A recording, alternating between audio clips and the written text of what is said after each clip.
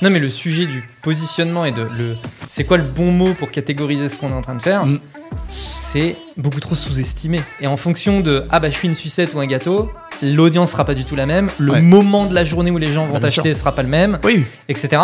Et en fait, on se rend bien compte que le simple fait de changer le mot change l'expérience. Donc je peux comprendre effectivement le fight paiement ou transaction, tu vois. Et en fait, on les a fait converger. Alors ça prend du travail. Dit comme ça, en disant en fait, on est un nouvel acteur, Cross Border Payments, qui fait les deux. Tous ceux qui font pas les deux, ils sont out. Pour moi, tu vois, un CRM, il y a un peu 3 grands pans de CRM. Pour moi, il y a vraiment HubSpot, sa porte d'entrée, c'est le marketing. Ouais. Salesforce, la porte d'entrée, c'est le sales. Ouais. Et Zendesk, la porte d'entrée, c'est le CSM. Ouais. C'est aussi comme ça qu'il faudrait présenter Folk, en disant on est 100% de vos 10% de HubSpot en fait. Tu vois. Non, mais le sujet du positionnement et c'est quoi le bon mot pour catégoriser ce qu'on est en train de faire, c'est beaucoup trop sous-estimé. Tu vois, c'est vraiment sous-estimé. Je sais pas si tu vois, parce que tu lis pas mal de livres business, mais comment elle s'appelle ? Elle a fait un livre sur le positionnement, April Dunford. Ah bah oui, c'est bien sûr, c'est Absolutely Awesome. C'est pas Absolutely, c'est Obviously Awesome. Obviously Awesome. Bah bien sûr. Voilà. Tu vois, je l'ai lu au moment où on a fait. Voilà. C'est et ça. à un moment donné, elle donne un peu l'exemple de tu vends des espèces de petits gâteaux, mais sur un bâton de sucette. Est-ce que t'es un gâteau ou est-ce que t'es une sucette ? Ouais. Et en fonction de je suis une sucette ou un gâteau, l'audience sera pas du tout la même, le Ouais. moment de la journée où les gens vont bien t'acheter sûr. sera pas le même, Oui. etc. Et en fait, on se rend bien compte que le simple fait de changer le mot change l'expérience. Ouais. Et change la manière dont les gens, le moment Ouais. où les gens vont penser à nous, etc. Donc je peux comprendre effectivement le fight paiement ou transaction, tu vois. Et donc on l'a traduit par, c'est pour raconter la genèse, c'est de se dire en fait, on avait des contradictions fortes. Est-ce qu'on est du trading ou est-ce qu'on est du paiement Et en fait, on les a fait converger. Alors ça prend du travail. Dit comme ça, en disant en fait, on est un nouvel acteur, Cross Border Payments, qui fait les deux. Tous ceux qui font pas les deux, ils sont out. Donc déjà, on a sorti plein de gens. Tous les gens qui faisaient que du téléphone, ils sont out. Tous ceux qui font que du en ligne, ils sont out. Et on a, nous, craqué le fait qu'il fallait mélanger de la tech et du human touch. Il fallait assumer ce qui pouvait paraître contradictoire dans un monde de scalabilité où il faut que des IA, en disant non, nous, tu auras toujours un humain au bon moment. C'est ça le cross-border payment. Parce que quand tu es CFO, que tu fais un paiement en Chine, tu sais pas où il arrive ou que tu as un problème de volatilité, t'attends pas 3 semaines avant d'appeler, t'appelles tout de suite. Et tu as besoin d'avoir quelqu'un, un expert, qui connaît ta boîte, qui te connaît, qui peut appeler. Et ça, c'est notre ADN. Et donc, le mélange des deux, c'est devenu notre ADN, c'est devenu notre proposition de valeur. Tu as des visages sur notre site. Enfin, voilà, après, tu déroules. Mais le fait d'identifier ça comme une force et pas une fight en interne entre il y a les gens de la tech et les sales et d'en faire une force, c'est tout le travail que tu dois faire de positionnement. Et c'est assez puissant. Voilà. Et on voit que la conclusion de ça, c'est Trust Beyond Borders. Voilà. Et c'est une phrase qui mixe très bien, tu vois, ce qu'on était en train de se dire. Et après, maintenant, tu vas aller sur le site, tu vas dire ah ouais, je comprends tout ça. Voilà, c'est jamais parfait, mais ce que je veux dire, ça donne tellement une idée directrice que tu résous beaucoup de sujets en disant oubliez pas qu'on a ces valeurs-là, on a les secret sauce, c'est quoi pour ceux qui connaissent les storytelling, c'est quoi nos super pouvoirs. Et non, ça aide beaucoup.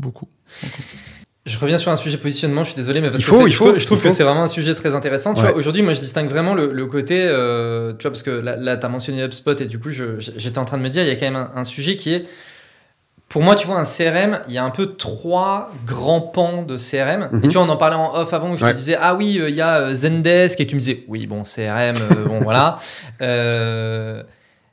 Pour moi, il y a vraiment HubSpot sa porte d'entrée, c'est le marketing. Ouais. Salesforce, la porte d'entrée, c'est le sales. Ouais. Et Zendesk, la porte d'entrée, c'est le CSM. Ouais. Et tu vois, du coup, pour moi, le CRM, il fait un peu... Tu vois, c'est un peu ce truc-là. Et vous, aujourd'hui, d'un point de vue positionnement, j'ai l'impression que vous avez fait le choix d'être positionné plutôt sur de la partie sales, tu confirmerais ? Ouais, c'est en tout cas le cas d'usage qui est le plus fréquemment utilisé dans Folk. Après, en fait, c'est que dans Sales... T'as plein de sous-catégories. Bien sûr. Mais le power user. Tout à fait. Et puis, bon, on travaille avec beaucoup de grosses scale-up, voilà, un peu le top des boîtes FR. Et moi, j'hallucine à chaque fois de voir que, en fait, ils ont HubSpot plus Salesforce Et je leur dis, mais du coup, c'est quoi les cas d'usage? Ah bah, l'équipe marketing bosse sur HubSpot, l'équipe sales bosse sur Salesforce. Ouais. Bah ouais, mais c'est... Et du coup, tu sais, c'est effectivement, au-delà du cas d'usage marketing et sales, c'est qui sont les users, en fait. Exactement.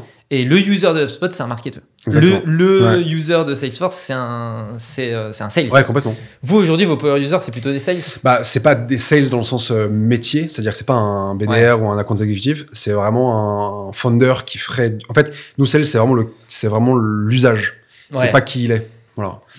Mais on a beaucoup de founders qui font du sales, tu vois, des gens qui font des agences qui font du sales aussi, tu vois. Mais c'est vraiment, ça part du fondateur. C'est-à-dire que c'est pas, il n'y a pas une équipe sales aujourd'hui. Il y a très peu d'équipes sales sur Folk, c'est très rare, parce que on a des features qui manquent. Il faut être très honnête, tu vois, il y a des features qui manquent aujourd'hui, et que aussi par défaut, on a adressé un marché qui n'était pas celui-ci. Tu vois, donc. Mais du coup, oui, vous êtes vraiment, enfin là, d'un point de vue positionnement, il y a un peu ce côté gestion commerciale qui est très porté par la direction. Exactement. Et je pense qu'il y a aussi un sujet, c'est que nous, on a pris aussi un prisme de facilité. Tu vois, c'est facile de faire des premiers deals avec Folk, etc. etc. Là où setup HubSpot, entre le moment où tu setup HubSpot et le moment où tu fais ton premier deal, il peut se passer du temps. Tu vois, il peut se passer du temps. Et nous l'idée, c'était de dire, il y a plus cette friction-là, en fait.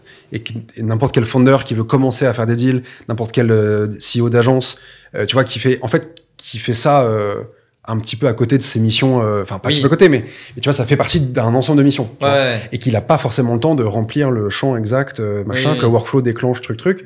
Il a besoin d'avoir une vision pipe, des compagnies ou des contacts, de pouvoir envoyer des emails, de pouvoir faire des campagnes, de pouvoir enrichir ses contacts, enfin, tu vois, des besoins en fait primaires, mais qui sont en fait des besoins que tout ce marché-là n'arrivait pas à retrouver dans un HubSpot ou dans un Salesforce, parce que avant d'arriver à utiliser HubSpot à son plein potentiel, il faut un peu de temps, il faut des gens, il faut du temps, il faut du budget, il faut plein de choses. Et donc, du coup, y a plein de boîtes qui étaient mal servies par HubSpot. J'ai rien contre HubSpot. Depuis tout à l'heure, on en parle, mais j'ai rien contre HubSpot. Mais en tout cas, après, eux très objectivement, n'ont pas adressé ce marché-là. Tu vois, depuis le départ, ils ont dit, nous... non, mais complètement. Nous, ça, c'est pas grave. Ça, si ces gens-là utilisent HubSpot, c'est pas grave, tu vois. Donc c'est un énorme marché. Donc, ce marché-là, il faut que quelqu'un le prenne. Et pour l'instant, c'est un peu l'outil qu'on a, quoi. Totalement. Ok.